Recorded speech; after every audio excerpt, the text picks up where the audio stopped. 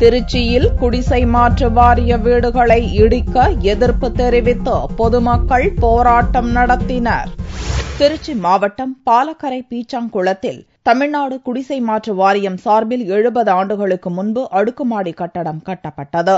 இங்கு துப்புரவு பணியாளர்கள் வசித்து வருகின்றனர். இந்நிலையில் பழைய அடுக்குமாடி குடியிருப்புகள் இடிக்கப்பட்டு புதிய வீடுகள் கட்டிக் கொடுக்கப்படும் என்று தமிழக அரசு அறிவித்தது.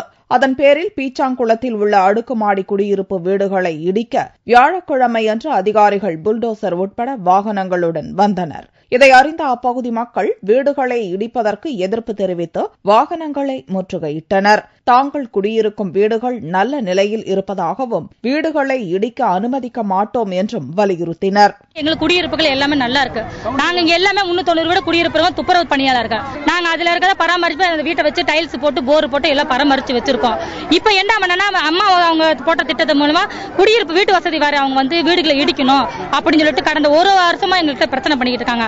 நாங்க பல்வேறு விதமா உச்சநீதிமன்றத்திலும் போட்டுக்கோம், திருச்சியில் வழக்கு போட்டு ஒவ்வொரு விஷயமா கடந்து இந்த பிரச்சனைகளை நாங்க சால்வ் பண்ணிட்டு இருக்கோம். இப்ப இன்னைக்கு என்ன பிரச்சனைனா வீடுகளை இடிக்க போறோம்னு புல்டோசர் கொண்டு இறக்கி வச்சிருக்காங்க சார்.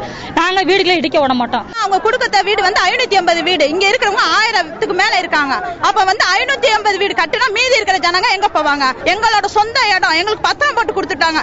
70 கிட்டத்தட்ட ஒரு 5 வருஷம் இருந்தாலும் அந்த வீடு வந்து ஒருத்தருக்கு சொந்தங்கும் போது நாங்க 70 ஆண்டுகளா இருக்கும்போது எப்படி வந்து அவங்களுக்கு சொந்தமாகும்? இதோட கை விட்டுட்டாங்கன்னா ரொம்ப நல்ல விஷயம். அப்படி இல்லாட்டினா இதுக்கு மேல இருக்கிற நடவடிக்கை ரொம்ப இதாகும். ரயில் மறியல் பண்ணுவோம், சங்கில் போராட்டம் பண்ணுவோம். பொதுமக்கள் நடத்திய முற்றுகையால் வீடுகளை இடிக்காமல் அதிகாரிகள் திரும்பி சென்றனர். தங்களுடைய வீடுகளை இடிக்க அரசு முற்பட்டால் போராட்டம் தீவிரப்படுத்தப்படும் என்றும் அடுக்குமாடி குடியிருப்பு வாசிகள் தெரிவித்தனர்.